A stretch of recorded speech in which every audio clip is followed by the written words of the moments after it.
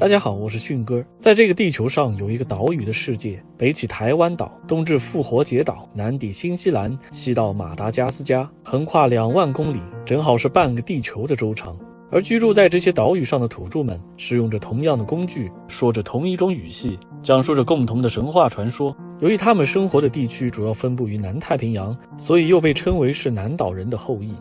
南岛在英语里叫做 Austronesia，其中 Austro 与第一集提到的 Australia 的由来类似，意为南方的，而 Nishi 源于希腊语，意思是岛屿，最后加上拉丁语里用阿和伊亚结尾来代表一个地方，就成为了 Nisia。18世纪欧洲人根据自己理解的地理知识和岛民的肤色特征，将整个太平洋地区划分成了印度尼西亚、美拉尼西亚、密克罗尼西亚以及波利尼西亚。如果把这些前缀再次希腊化，又可以翻译为印度群岛、黑人群岛、小群岛以及多群岛。这些岛民们使用的语言又称为南岛语系。目前整个南岛语族的总人口接近4亿，相比之下，全球母语为英语的人口也不过4.8亿，所以他们有时也被称为是世界上分布最广的民族。那么这些岛民的祖先南岛人究竟是从哪里来的呢？这也许需要先从台湾原住民的祖先开始说起。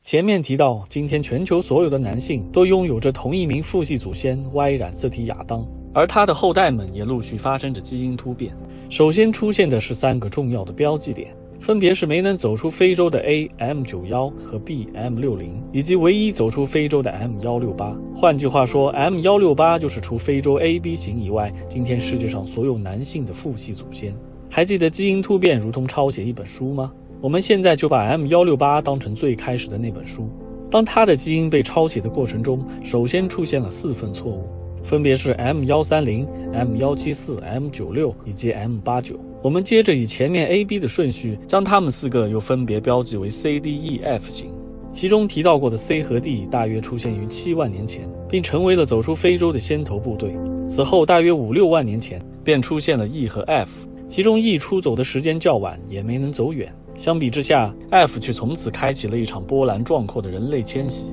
他们首先来到了欧亚非大陆的分岔路口，就在此时，抄写又出现了新的错误，标记为 K 的 M9 突变出现了。接下来就是一个历史性的时刻，在 K 被抄写的过程中，又陆续出现了许多个影响深远的类型，其中就包括了扩散到欧洲的 R、M207， 后来成为了高加索人，即所谓白种人的祖先。以及向东扩散的 NO M214， 在大约35000年前单独产生了标记为 O 的 M175 突变，也就是今天黄种人的祖先。接着当 O 从云南进入中国板块之时，又突变成了3个分支，其中 O3 不断前行成为了华夏民族， O2 则留在了西南地区，由于其散居分布的特点，之后被中原人称为百仆，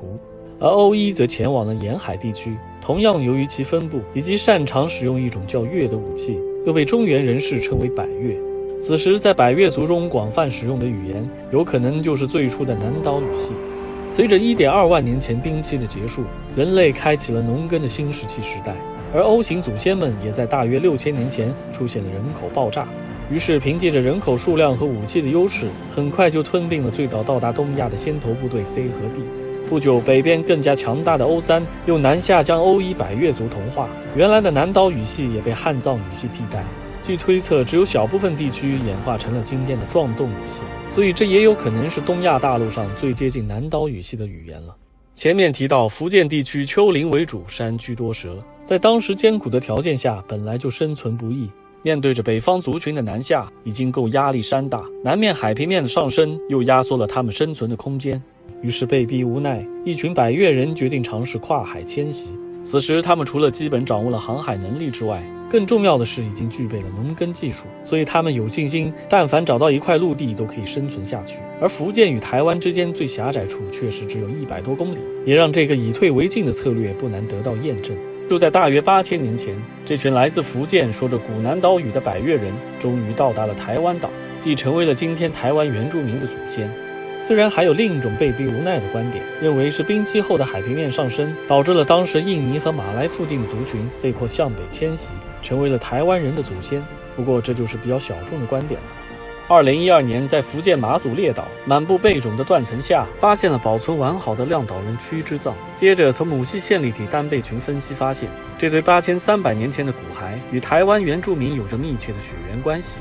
虽然目前在大陆地区并没有相关的发现，但亮岛文化不可能独立存在，所以也算是提供了台湾原住民源于中国大陆的佐证。或许亮岛人就是当时正在准备跨海的百越人吧。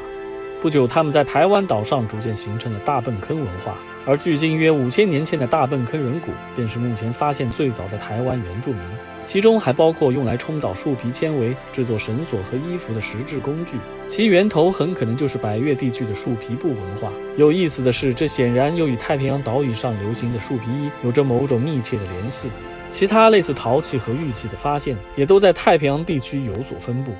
那么，台湾原住民到底与南岛人有着什么样的联系呢？今天这个广阔的岛屿世界又是怎样形成的？欢迎转发和留言，我们下期再见。